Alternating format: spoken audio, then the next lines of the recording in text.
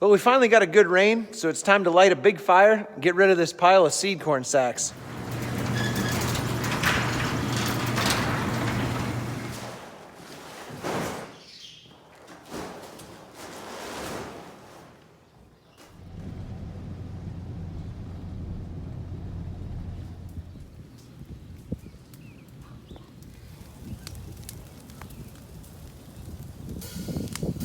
Hey there, thanks for turning down my road.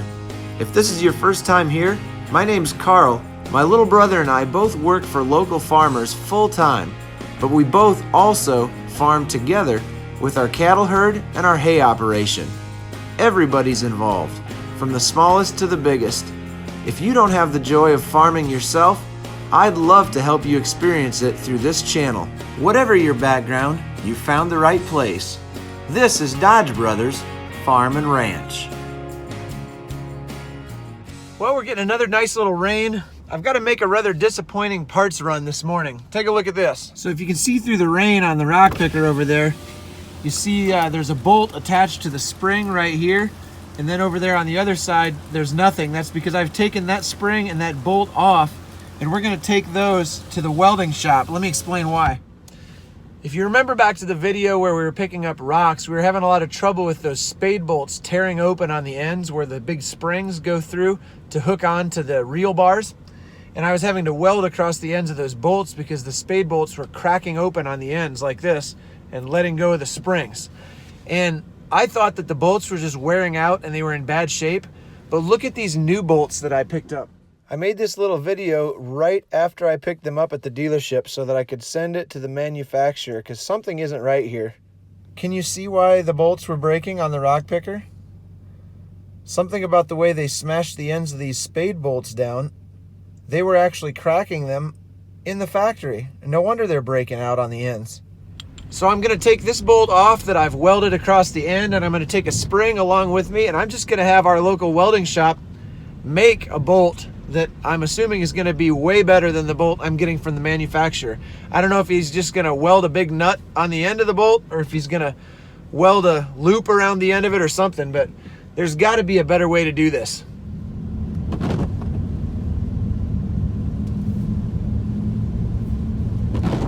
This is the kind of place you look for when you want something done.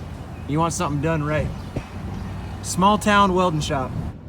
Well, I dropped that bolt off and the spring, and Gary said that he could make something up for me that'd be a lot stronger than that. So that's going to be better for sure. I don't know if they were smashing the ends of those bolts into the spade without applying any heat to them. Probably something in the manufacturing process was causing those ends of those bolts to crack open on the ends. That's exactly where the spring was just tearing right through the end of the bolt. So I did contact the manufacturer and they contacted their supplier for the bolts.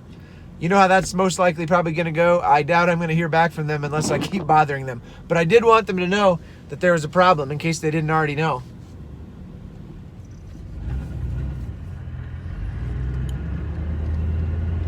Well, howdy.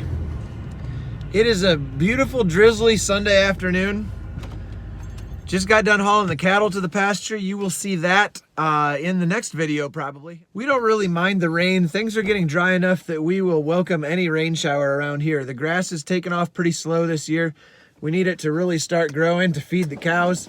And we'd like the corn to start growing a little faster. I was hoping to be able to get out into the field and show you guys some corn scouting with the iPad and figure out some of the issues we were having with the planter occasionally and see what they showed up like on the ground with little green corn plants, if we could actually see the spacing issues and singulation issues that I was seeing on a couple of rows, if that plays out to be true in the real world once the corn's up. So we will do that later this week, maybe early next week. It's been kind of wet and rainy off and on, and we're happy about that. That's good. I also do have a couple viewer questions that I'm going to answer right now in the truck before I get out and get busy doing something else and forget all about it. And also, at the end of this video, I have some instructions for you to enter a little giveaway that I am doing. Nobody really knows about it yet. I just decided today I'm going to do it. So stick around, figure out the instructions for that, and you will be entered to win something that I'm pretty sure you would like to have. Okay, the first is more of a comment than a question, but I really do want to respond to this and elaborate on it a little bit. The guy's absolutely right. I had someone reach out to me in the comment section of one of my planting videos and say, hey, you know, we really appreciate your upbeat nature and your positive outlook on life, but feel like it would be really important for you to address this dark looming cloud of struggling mental health in the ag community amongst farmers right now, largely due to the coronavirus, but building up before the coronavirus because of the way the ag economy has been playing out for the past few months and really the last year. It has been a tough time for farmers all across the world, and the coronavirus has really thrown a wrench in what was already a kind of a tight situation that a lot of guys were in. Prices have not been great. Input prices have stayed up, and the margins have been really, really thin, if not negative in a lot of cases. A lot of guys are selling corn and soybeans, hogs and cattle for just what they have in them or even less than what they have in them. And you can only do that so long before it catches up and it doesn't work anymore.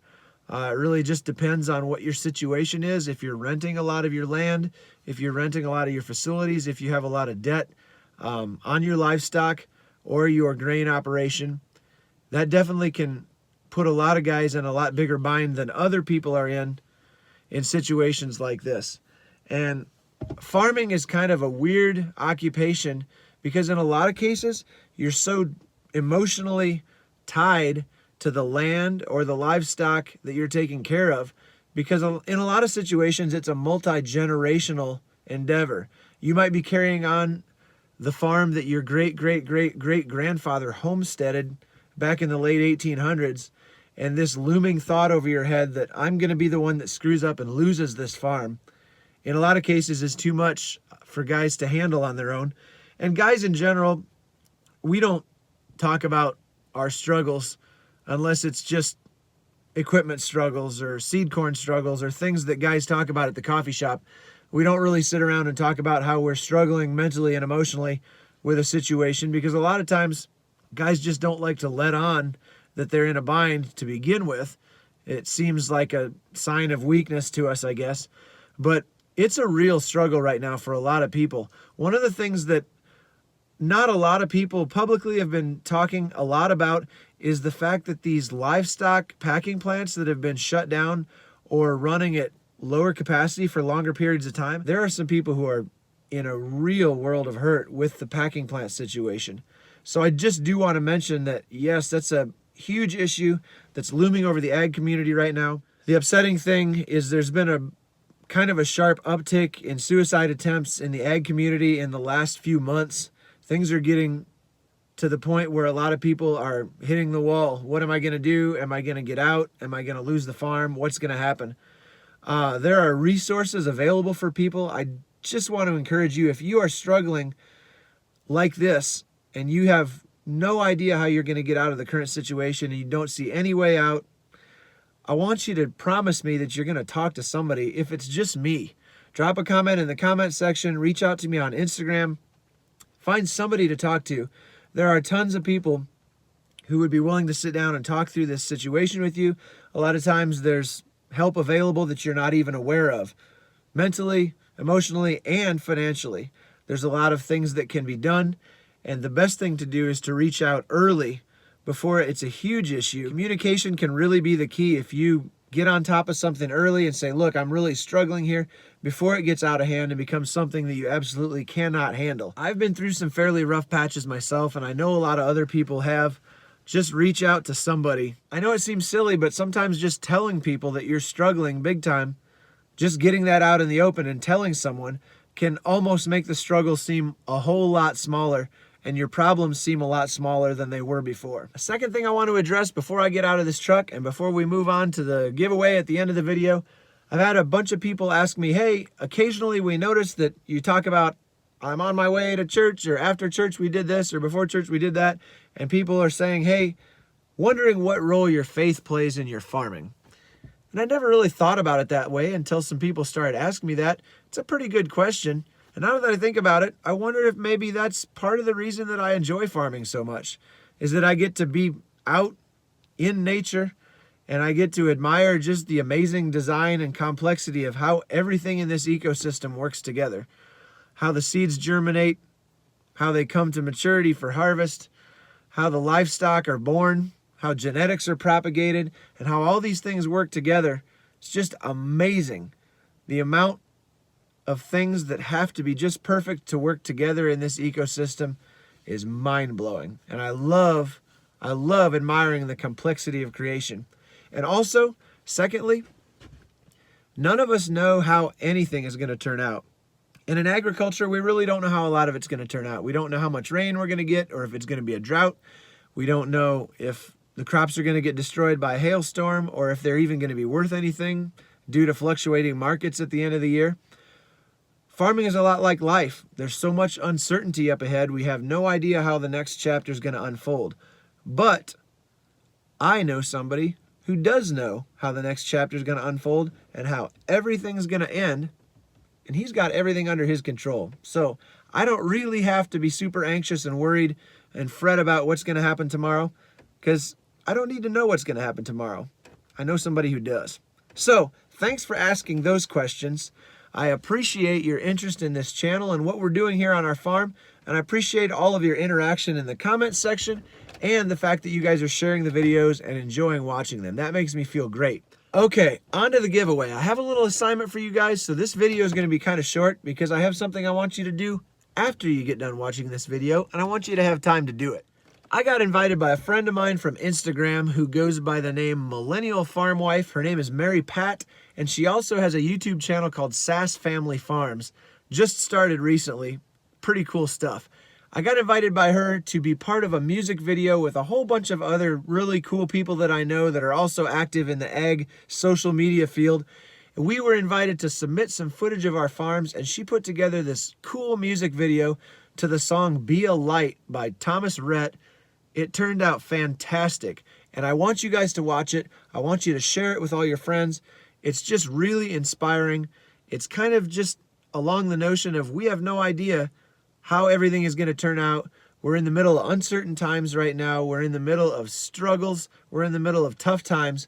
But one thing we can do is keep pushing to the future, keep building, and keep being a light to others. And that was kind of the idea behind this video. So what I want you to do, I'm going to link right here. I've never done this before, but it's going to be up here. I just figured out how to do this. Click this right here, and it will take you to the YouTube video on her channel. This video has been shared across a whole bunch of Instagram, IGTV channels, a bunch of Facebook platforms. I'm pretty sure I looked after about 2 hours on the first day. It had already been viewed over 50,000 times across a whole bunch of different channels. But I want you to go to her channel, Sass Family Farms, and watch it right there, and leave her a comment in the comment section saying, "Carl sent me." And at the end of next week, we'll do a little drawing with Mary Pat, and I will send the winner one of these Dodge Brothers hats. I think it'll be really fun. I want you to go take a look at this video that we did. There's a whole bunch of my friends in it, and it's a fantastic production. She just did an unbelievable job putting it together, rounding up a crew of people to submit footage, and the end product that she put together is fantastic. So I want you to go support her video on her channel and send her some love. Like I say, put in the comment section, "Carl sent me," and we'll take a drawing of all those people at the end of the week. Send one of you guys one of these Dodge Brothers hats. Thanks a lot for riding along with me. Thanks for putting up with this kind of weird video today. I'm excited about what we've got coming up, but go watch that Be a Light video. Thanks for riding along today. I'll see you next time.